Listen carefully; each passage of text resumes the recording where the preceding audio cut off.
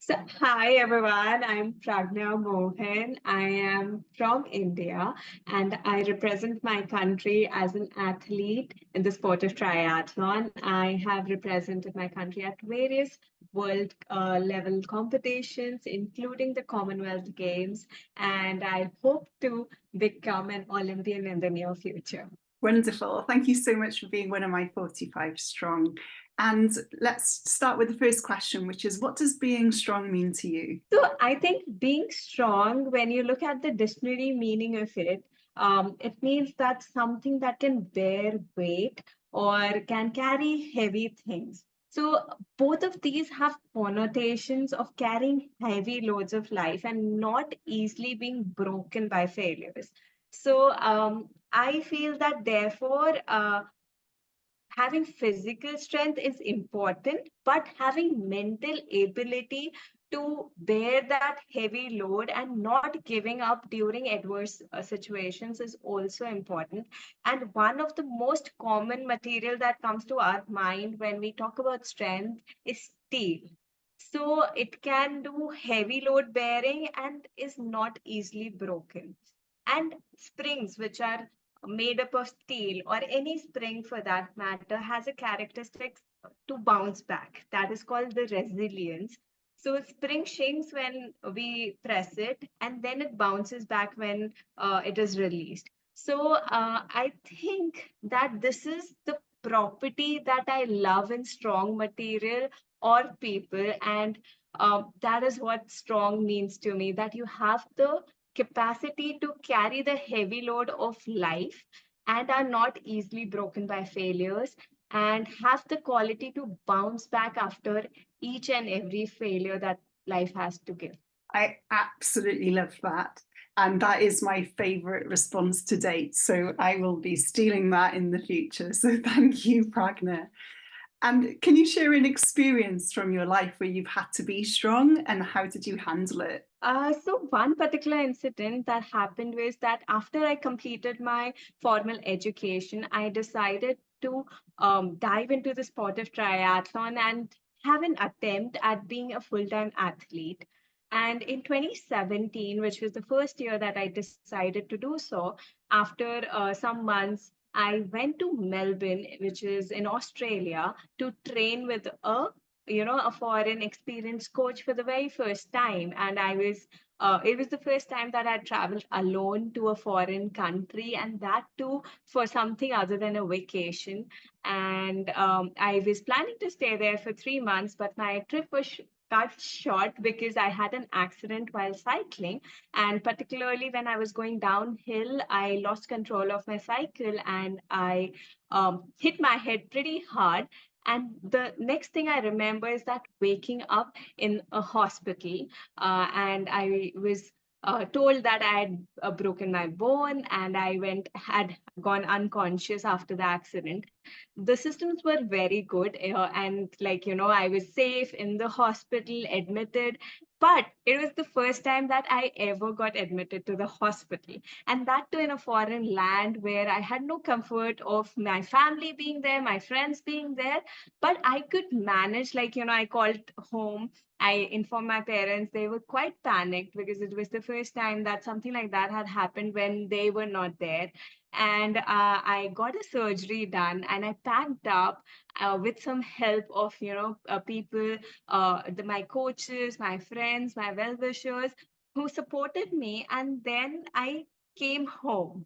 Like I packed up my entire stuff, brought it back to India, and at that moment, there was no other force that kept me going other than being strong. And I felt strong at that moment when I could make decisions. I could take decisions that were right at that moment. That I was admitted to the hospital for 4 to 5 days, and then I had a surgery 2 weeks later for the bone that I had fractured, and I was able to manage without my family's support, without the comfort of being in my own country. So I think I felt really strong back then. That sounds, yeah, it sounds like you dug deep in a crisis moment where normally we would lean on others to support us.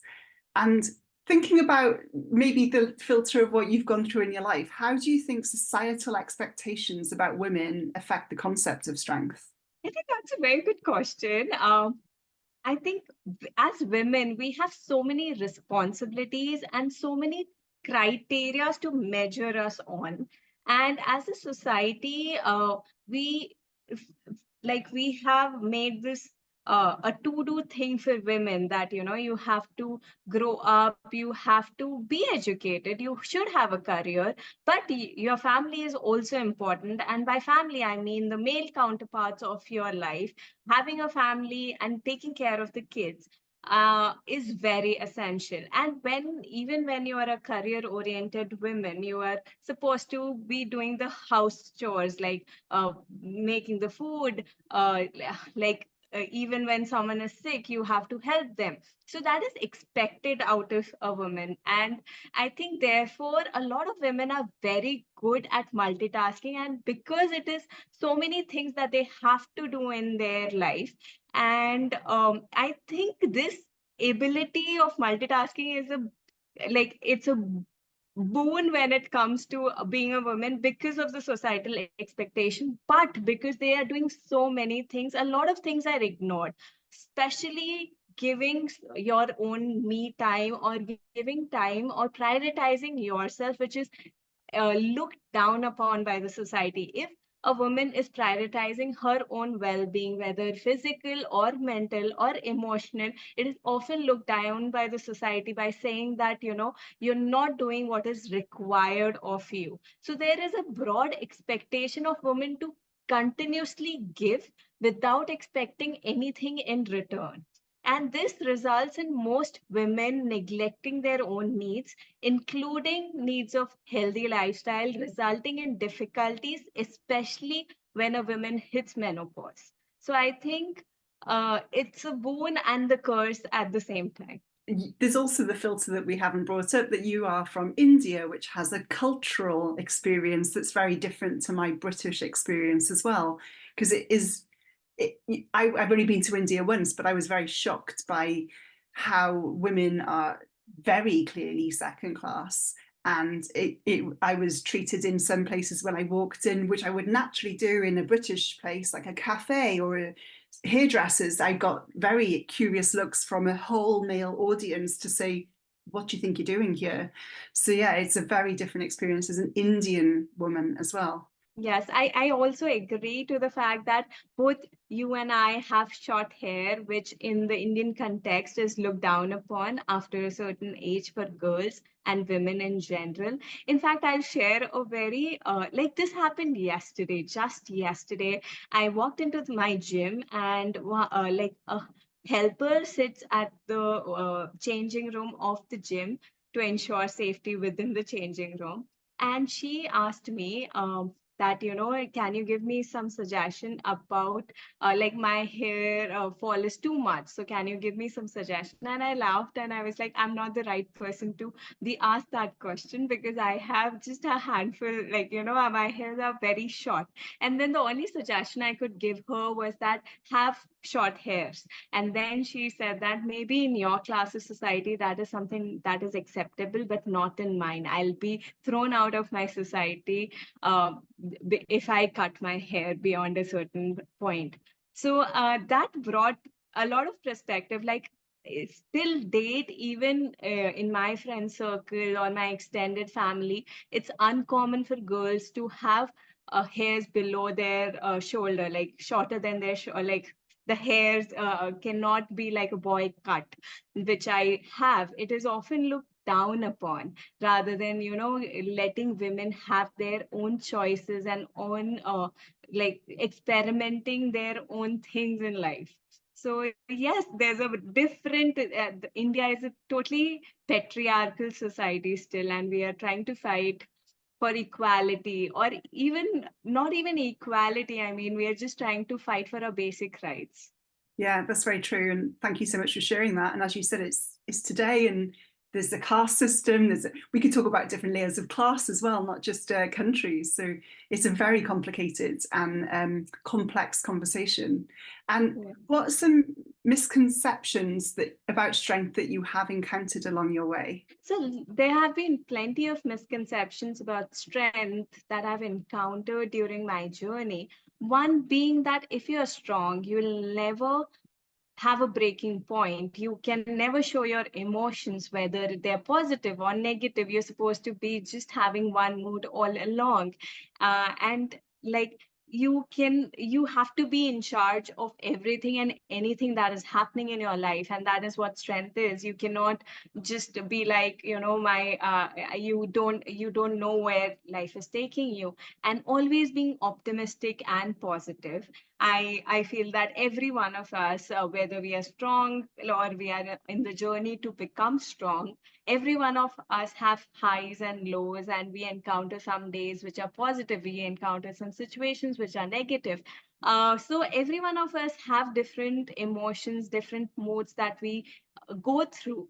And so it's very like the misconception is that you have to have everything in control, as and everything has to be as planned, and you have to execute it efficiently. So I think these are some of the big misconceptions that I've not only seen in my country but also in the other countries that I've visited or lived in for training.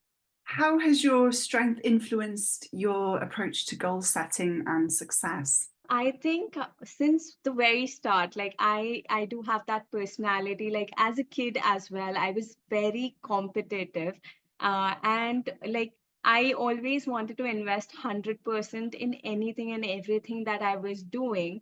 And so because I was investing so much into every goal and project that I undertook, successes were frequent. And gradually from those successes, I gained a lot of confidence and to achieve those goals. And even when I don't have everything like planned out at the start of something, at the start of certain projects or goals that I have, I've always seen that like there are people like I met you and you made it possible for me to execute my project of Ek Beti Ek Cycle in India, and you've mentored me all along. I think I have met such people who have been very supportive during the journey. And even if there are failures, I have developed that ability to bounce back. And I think a lot of it is because of the support group that I have. And I am so fortunate to have such a supportive group of people who I have been fortunate to work with. And I would like to share a particular incident that happened with me when I was a kid. I had switched my school when I was in fourth grade. So we went from living in a small city called Ankleshwar, which was an industrial town, to another city called Valsad within the same state, because my father changed his job. So I went to a new school, a new town, and but I was quick to make like friends with my new classmates, and especially with the girls group, and I felt like I was in the group now. And then there was a like couple of months later, there was a language teacher who said that you have to make groups to perform skit. And so like a leader was appointed, and he was supposed to create some groups, like three groups. And I thought that since I had already made so many friends and I was in the in group, I would get the most popular group to perform the skit with. But to my surprise, I was left with the the failure bunch kind of thing, and I was just left with them, and I did not know what to do. I solicited help of my family, especially my father, to help me in that crisis, and he suggested that I bundle with the poor performers together and become their leader. And then he helped me shortlist a few stories for the skit. And we finally chose the Tom Sawyer whitewashing the fence episode. And I went back and got my group of the left outs and suggested that we attempt that skit. And under my leadership, acting and direction, voiceovers, and some hard work, our group performed the best skit and won prizes. Soon, I was the most sought after classmate for any and everything. So I think such like incidences at such a young age have always pushed me to be goal oriented and have boosted my confidence that even if you don't have the right things and have everything planned out, and even if things don't go the way that you want them to, you can make, like, you can turn the situation in your favor. Yeah, there's so much there's so many great metaphors in that one example, and one quote comes to mind that I use regularly, which is, we can't change our environments, but we can always be our best self in whatever environment we're given. So you definitely said, fine, I'm not in the group I want, but I will be the best person for this group, and you were rewarded for that. Yes, and I think also uh, the help of the people that who have always supported me in the such endeavors, whether it's my family or friends or mentors like you, have always pushed me to do it. Like at such a young age, I definitely didn't have the the experience to think about it, and I could have sulked at not being in the in group. But yes, because my father, my family kind of pushed me that, you can make the best out of it. It did help. If I may share a story that is similar but with different outcomes to you, because around the same age, I was not part of the in group. I was part of the chess club, so I was definitely the outsider, and I was vice president and secretary because I was one of the only girls in the group. In fact, I was very organised as well, and I remember that the boys teamed up against me and basically tried to sort of push me out of the group because they didn't want a vice president girl.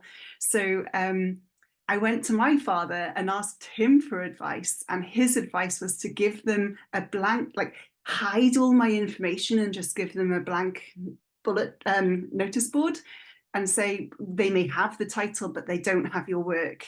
And so I went back and I presented that. It was very, very antagonistic. I'm not saying I would do that today, but I kept both the titles because the boys could see that I had earned my position as vice president and secretary through my consistent good playing, and also all the paperwork and data that I'd created.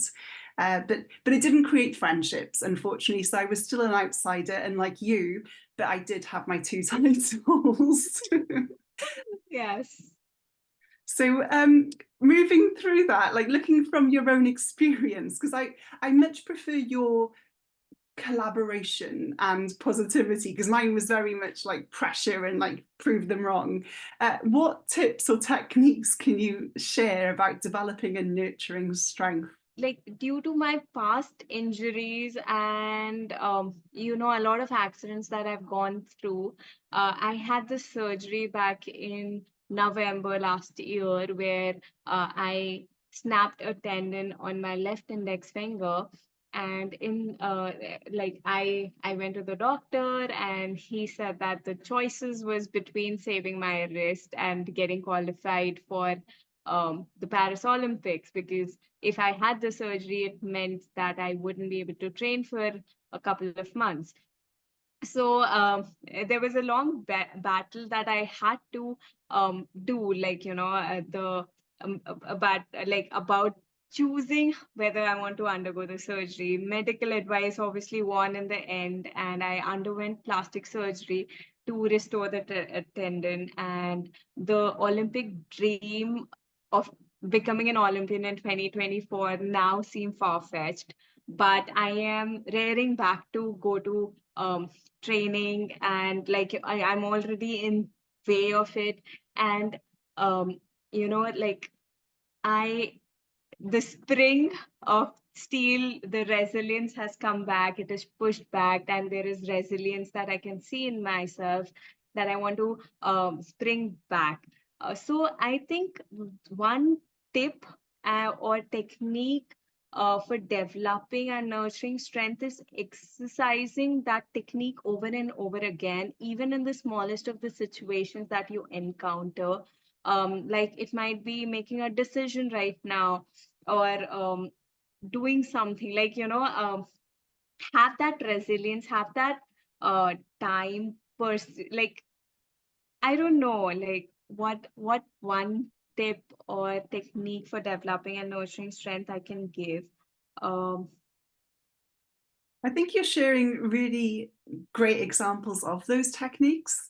It's about accepting whatever happens, but never giving up till the end. Like that's what I'm hearing, especially because this is March and Paris is not till July. And I don't know what you need to do between those two to potentially achieve your goal, but you're not stopping.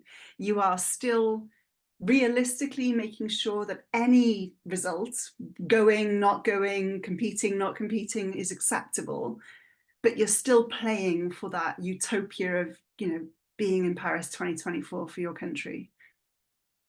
yes, I think that's true. Like, never giving up, and also exercising those in the small day-to-day activities that happen. Like I might have like every one of us might have 101 things to do in a day, but if you're prioritizing your physical health or your mental health, not giving up that 1 hour of physical activity or 30 minutes of meditation daily on a consistent basis is also developing strength of consistency, of not breaking down, of prioritizing yourself over something else. So I think that, like the bigger, like doing the small things right makes plays a big role in developing strength. I think that would be something I would advise. Yeah, and that's beautiful. Focus on the small things and the big things look after themselves. And I doubt you'll be able to do better than your original answer to this question, but I'm going to see. What does being strong mean to you? I think physical strength and endurance are both important. Both allow us to put in efforts required. People keep on pushing or pursuing stress managing programs. One needs to ask that why not make the body stronger to handle the higher stress?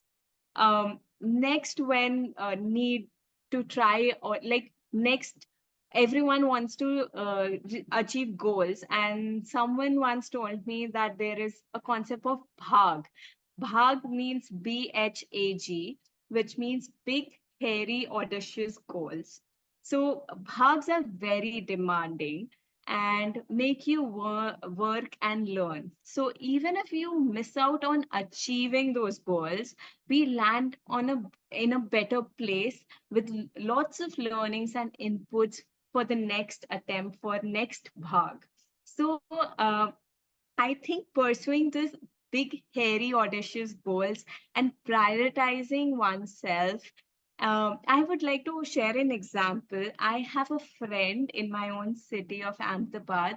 She lost the control of both her leg, like her left leg primarily, due to polio at a very young age. And at the age of 40, she discovered cycling, and she could cycle with the use of only right leg, with the left leg resting on the pedal but not pushing it. And till date, she has clocked more than 100,000 kilometers since then. And she is a brevet holder. She does rendering. And she also learned during this process of cycling the speed techniques and track cycling. And she has gone after the age of 40 to win Asian paracycling podiums in the last couple of years. And she claims that, I asked her that why cycling? So she claimed that for most part of her life, she was ridden to bed, and there always had to be someone to help her. And especially if she wanted to go to some places, she always had to have someone to assist her. And when she started to cycle, she claims that cycling set her free. free to discover a lot of parts of the cities, and she was no longer requiring the assistance of anyone else. And for me, I think that is an example of being strong. Yeah, that's really, really powerful. And again, it sums up your beautiful analogy from the beginning about being steel, like, and bouncing back, and the resilience. So thank you so much. And generally, Pragnya, thank you so much for being one of my 45 strong women. It's been a delight to hear your, we speak every week, but it's been a delight to hear your philosophy on strength and to know a little bit more about you as well personally. So thank you so much. Thank you so much for considering me a strong woman to be able to share this all here. I think I am still on the journey to becoming strong. I'm still not there. I would say the journey, I have learned so much during this journey, and I've met some incredible people like you, like Geeta, the friend that I mentioned, you know, so many strong women. And when you surround yourself with so many strong women, I think they push you to become a stronger version of yourself.